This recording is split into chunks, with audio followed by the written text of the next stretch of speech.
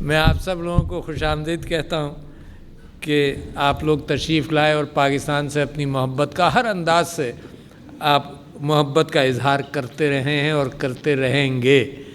اچھا، یہ ایک پاکستانیوں کے ساتھ ایک عجیب سا معاملہ ہے، اور میں جب پہلی مرتبہ باہر پڑھنے گیا 1973 میں تو مجھے وہاں پر یہ اندازہ ہوا کہ بہت سارے ممالک سے لوگ آئے تھے، امریکہ مثال کے طور پر، تو کوئی واپس جانے کے لیے تیار نہیں ہوتا تھا، اور صرف ایک پاکستانی ایسی شخصیت تھی جو بے چین رہتا تھا کہ جی میں نے پیسہ بنانا ہے اور واپس جانا ہے، میں نے پیسہ بنانا ہے واپس جانا ہے۔ یہ دوسری بات ہے کہ ہم نے وہ ماحول یہاں پر نہیں رکھ سکے کہ یہاں پر آپ لوگوں کا روزگار ہوتا، اور آپ کو یقین نہیں آئے گا کہ میں جب بھی آپ لوگوں کو دیکھتا ہوں تو مجھے یہ خیال ہوتا ہے کہ دیکھو آپ کی محبت پاکستان سے کتنی گہری، مگر ہم نے نسلیں ضائع کر دیں، ضائع اس معنی کہ کر دیں کہ آپ کی اولاد وہاں ہے تو آپ کی محبت ہے، مگر یہ کہ ٹوٹل ٹائم ڈیووشن 100% اگر وہاں پر ہے تو 5-6%، 10% آپ یہاں لگاتے ضرور ہیں،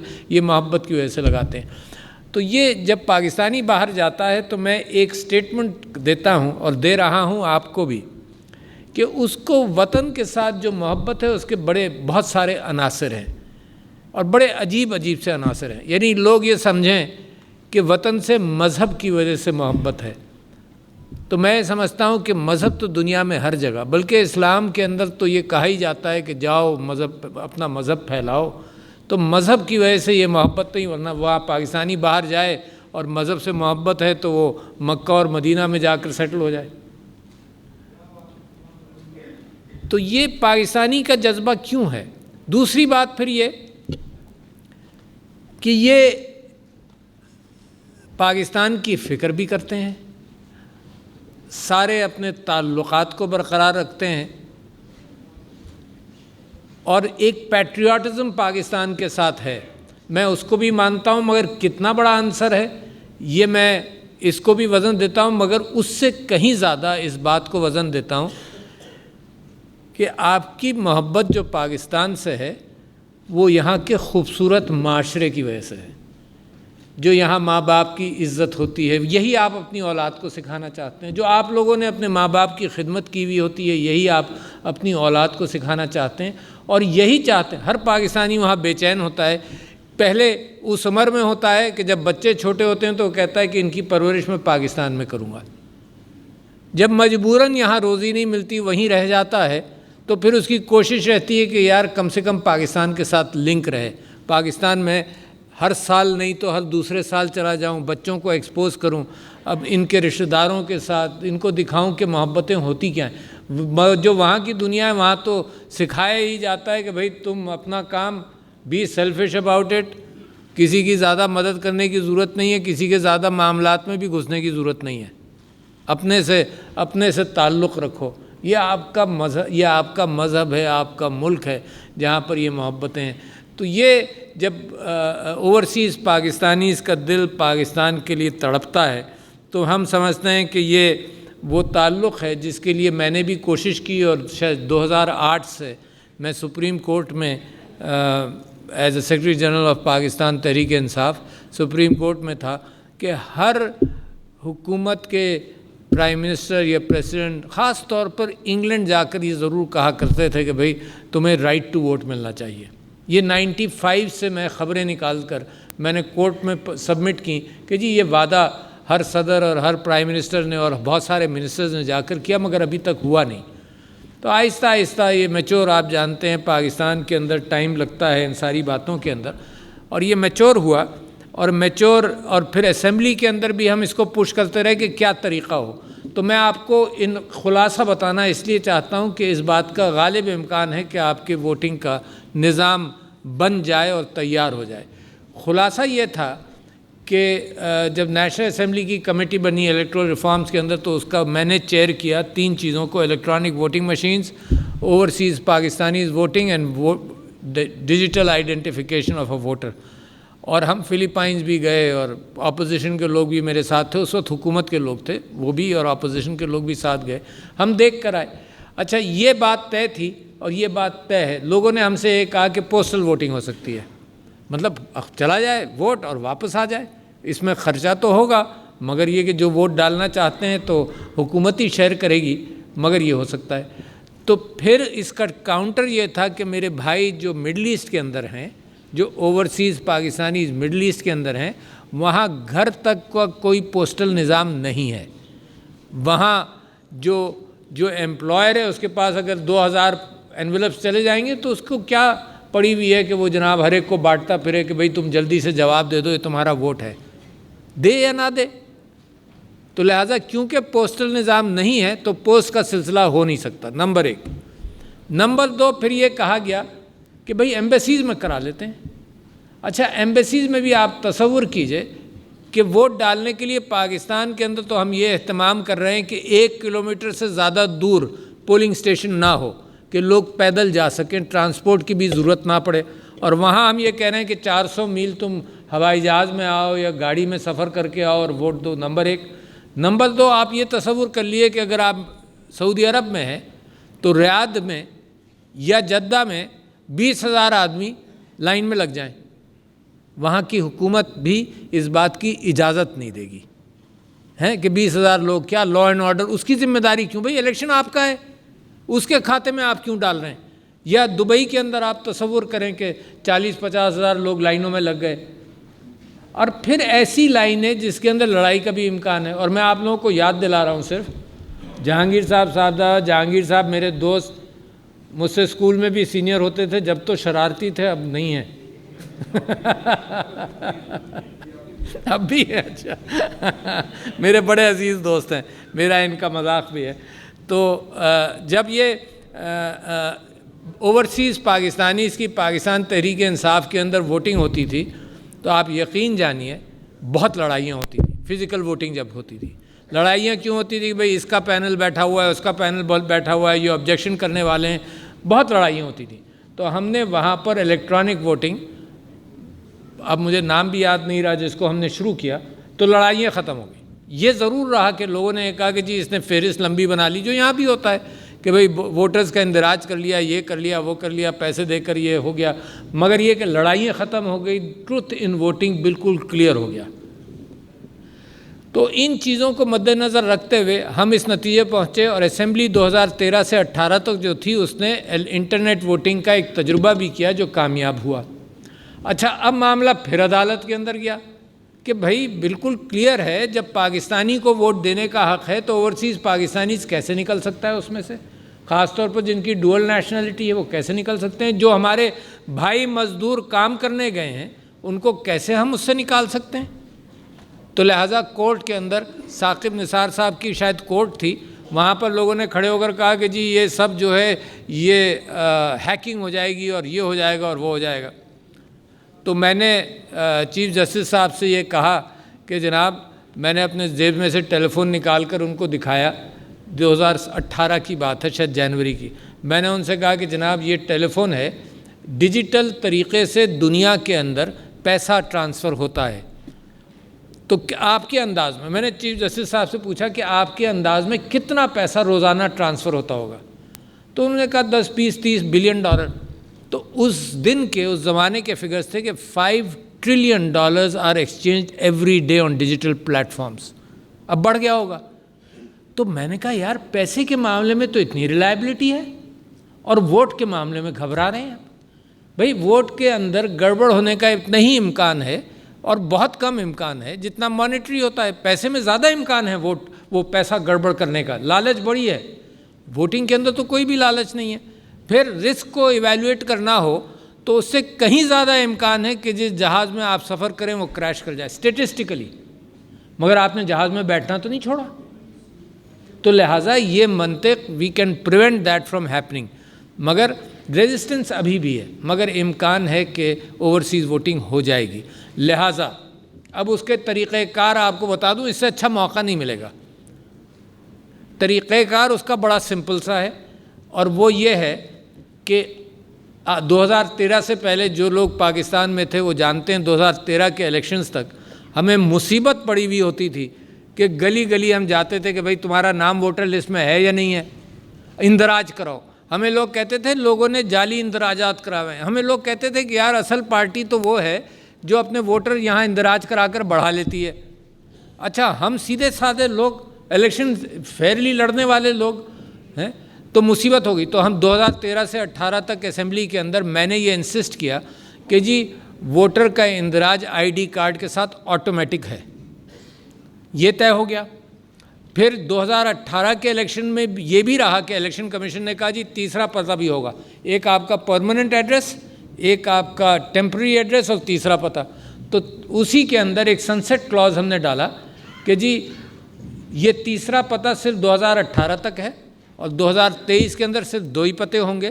default address is your permanent address and temporary address آپ جا کر کہیں کہ جی میں نے اس ایڈریس پر ووٹ ڈلوانا ہے تو آپ کا آئی ڈی کارڈ کے اندر ایڈریس بدل جائے گا۔ اب اوورسیز ووٹر کا کیا کیا جائے؟ تو اوورسیز ووٹر کا بھی ڈیفالٹ ایڈریس، اس کا جو ایڈریس پاکستان کا ہے وہ اس کا ڈیفالٹ ایڈریس ہوگا، نمبر 1۔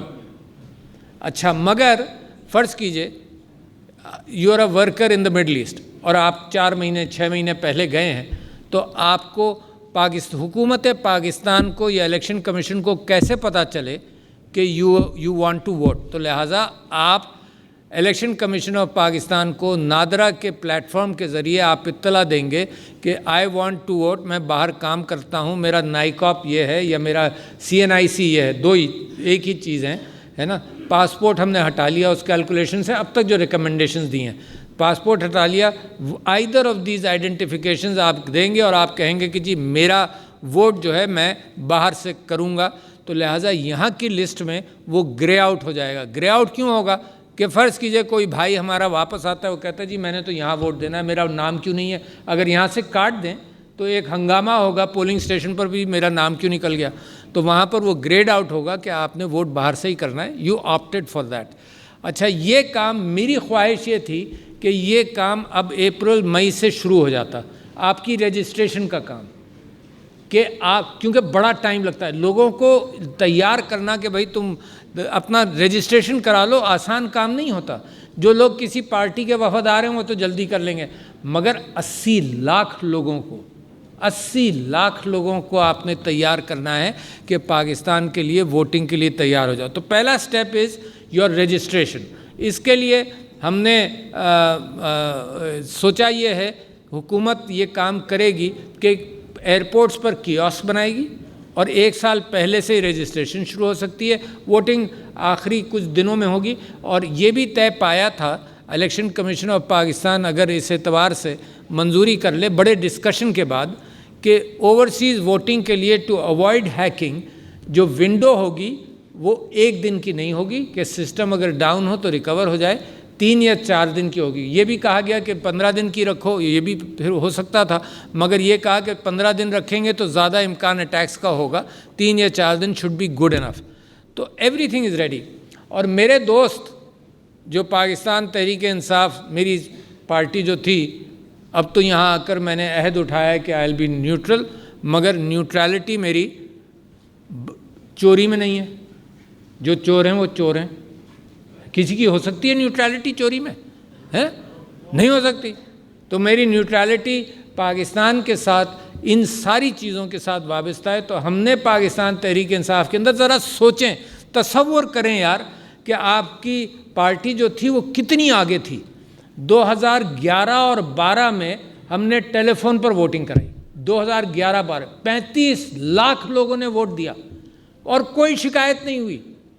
35 لاکھ لوگوں نے، آپ اپنا آئی ڈی کارڈ نمبر ڈالتے تھے ڈیجیٹل ٹیلی فون پر بھی، 2G پر بھی آپ نے آئی ڈی کارڈ نمبر ڈالا، پھر آواز یہ آتی تھی کہ آپ فلانے صاحب بول رہے ہیں اور آپ کا فلانے یونین کونسل میں ووٹ ہے۔ اچھا، اور اس یونین کونسل کے یہ 10 امیدوار ہیں، نام پڑھا جاتا تھا، 1 2 3 4 5 6۔ آپ دوبارہ سننا چاہتے ہیں یہ بٹن دبائیے، دوبارہ آپ سنیں۔ آپ جس کو ووٹ دینا چاہتے ہیں اس کا نمبر دبائیے، آپ نے ووٹ دے دیا تو وہ کنفرم کرتا تھا کہ آپ نے اس کو ووٹ دیا، اور آپ کہتے تھے جی میں نے اس کو ووٹ دیا۔ 2011 کی بات ہے، 35 لاکھ، کین یو امیجن؟ ہم نے سوچا کہ 35 لاکھ، اچھا عمران خان صاحب بضد تھے کہ الیکشن ضرور کرانا ہے پارٹی میں، he is a leader who leads by example, election ضرور کرانا ہے۔ اچھا، اور الیکشن آپ امیجن کریں، اوورسیز ووٹنگ جو چھوٹی ہوتی تھی بہت، وہاں لڑائیاں ہوتی تھیں، تو یہاں تو ہر کاؤنسل میں لڑائی ہوتی لوگوں کے درمیان. دیر واز کوئی لڑائی نہیں ہوئی، کوئی اعتراض نہیں ہوا، بالکل اسموتھلی الیکشن گیا، ایک دن میں سارے ووٹ پڑے.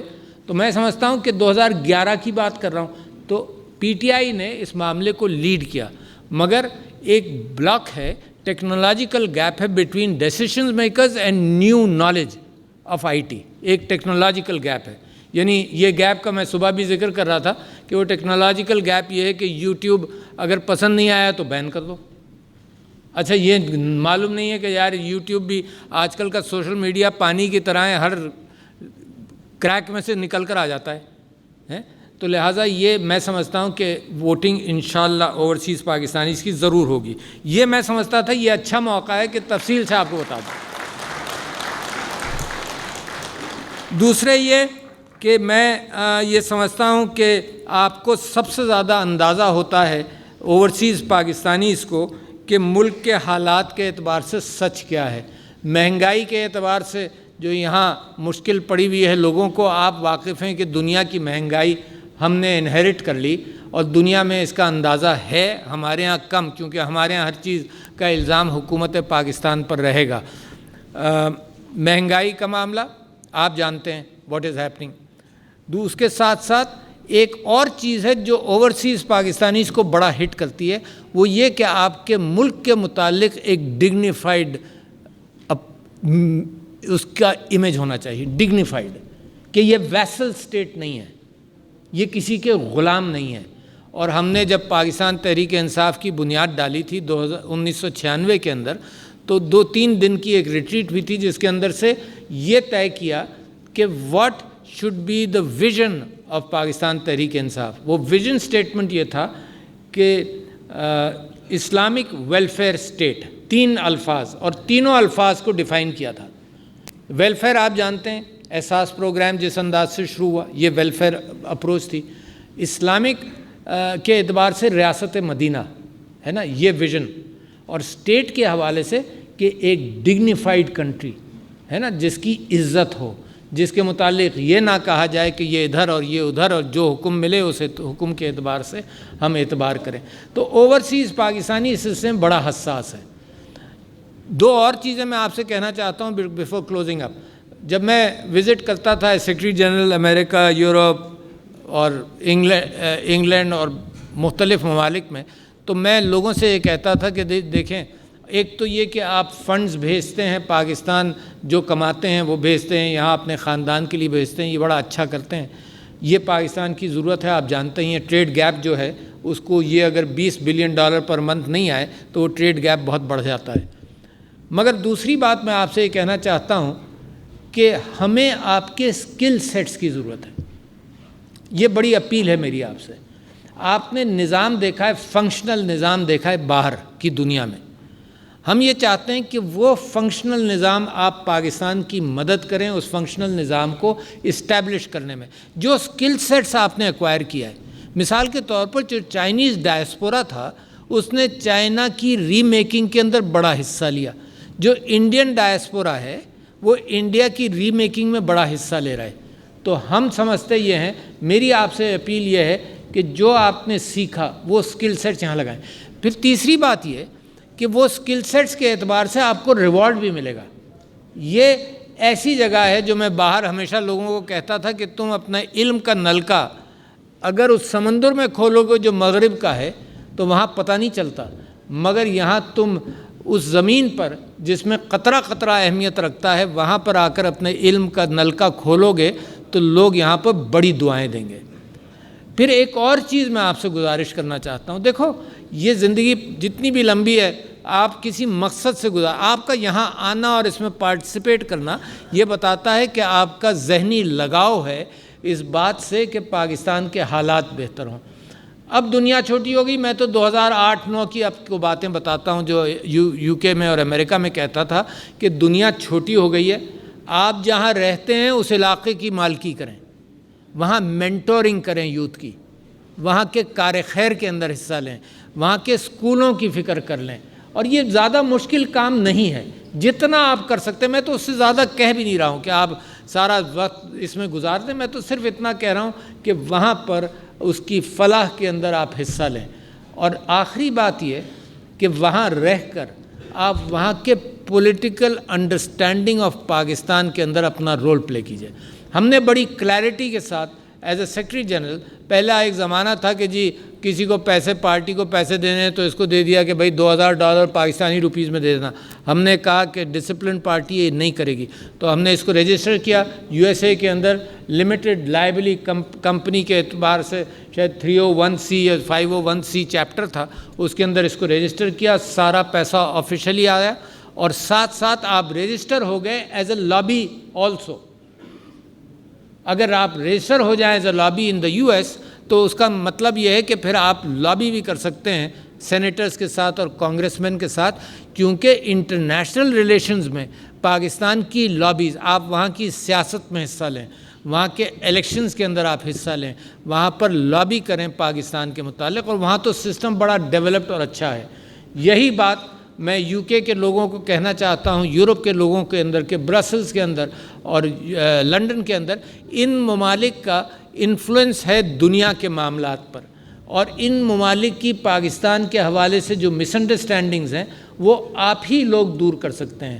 اور پاکستان کے ساتھ ایک بہت بڑی سازش ہوئی ہے کہ دہشت گردی کے حوالے سے کشمیر کے مقدمے کو کمزور کیا گیا، پاکستان کو گندا کیا گیا. تو میں آپ لوگوں سے بڑی کلیئرٹی کے ساتھ ایک درخواست کر سکتا ہوں اس پلیٹ فارم پر کھڑے ہو کر بھی، وہ یہ کہ جو ہمارے ساتھ ظلم ہوا ہے، جو ہمارے پڑوسی نے ہمارے ساتھ دشمنی دکھائی ہے، اور جو پاکستان کی حقیقت ہے، تو آپ کے دو کام ہیں. اور یہ سارے ایمبیسڈرز کو بھی میں کہتا ہوں کہ پاکستان کا نام اونچا کرنا، پاکستان کی حقیقت دنیا کو بتانا، اور انڈیا کی دنیا کو حقیقت بتانا کہ یہ ہے اصل انڈیا. اور اس وقت اگر آپ دیکھ رہے ہیں تو انڈین جو باہر ہیں وہ شرمندہ ہیں، جس اعتبار سے وہاں پر مسلمانوں کے اعتبار کی طرف جینوسائڈ کا رخ کر رہے ہیں. تو your political role in international politics is as important as your role for Pakistan. تو آپ تو بڑی اچھی جگہ پر ہیں، وہاں بھی کر سکتے ہیں، یہاں بھی کر سکتے ہیں. اور میں سمجھتا ہوں کہ ان چند باتوں کے ساتھ کچھ اور چیزیں پاکستان کی حکومت نے کی ہیں. پہلے تو آپ کو یہ بتاؤں کہ آپ کو فیڈرل گورنمنٹ کے جتنے اداروں یا جتنے منسٹریز کے ساتھ کوئی شکایات ہوں تو ایک ادارہ پریسیڈنٹ کے نیچے ہے، that is called the ombudsman. Tax ombudsman ہے، وفاقی محتسب ہے، امبڈسمین. تو امبڈسمین جو فیڈرل گورنمنٹ کے اداروں کے خلاف کوئی شکایت ہو، کوئی کام پھنسا ہوا ہو، کچھ ہو، تو اس ادارے کو ٹیسٹ کیجیے. یہ 60 دن کے اندر فیصلہ کرتا ہے. 99.9% cases are decided within 60 days ہیں، اور لاکھوں کیسز ہم دیکھتے ہیں. اپیل میرے پاس آتی ہے تو ذرا سا لمبا ٹائم ہو جاتا ہے، مگر یہ سارے cases with in 3 or 4 months 5 months زیادہ سے زیادہ یہ سارے کیسز کا فیصلہ ہو جاتا ہے. تو لہٰذا ایک تو وہ ہے. دوسرے یہ کہ اب اس بات کو بھی اپروچ کیا گیا ہے کہ آپ کے لیے خاص کورٹس بن جائیں، کیونکہ پرائم منسٹر صاحب کو آپ کو یاد ہوگا، پرائم منسٹر صاحب اپنی تقریروں میں اس بات کا ذکر کرتے تھے کہ ایک میرے رشتہ دار کا پلاٹ تھا، تو وہ جب آیا 10-15 سال بعد تو اس نے دیکھا جی وہاں تو بلڈنگ بھی بنی ہوئی ہے کسی اور کی. تو یہ کیفیت اوورسیز پاکستانیز کے ساتھ زیادہ ہوئی ہے، کیونکہ یہاں کوئی دیکھ بھال کرنے والا نہیں. ہوئی تو میرے ساتھ بھی ہے، میرے پلاٹ پر بھی قابض ہو گئے لوگ، اور میں نے کہا نہ میں نے عدالت جانا ہے، نہ میں نے مقدمہ کرنا ہے، میں نے تو رائٹ آف کیا. مگر میں سمجھتا ہوں کہ انصاف ملنا چاہیے.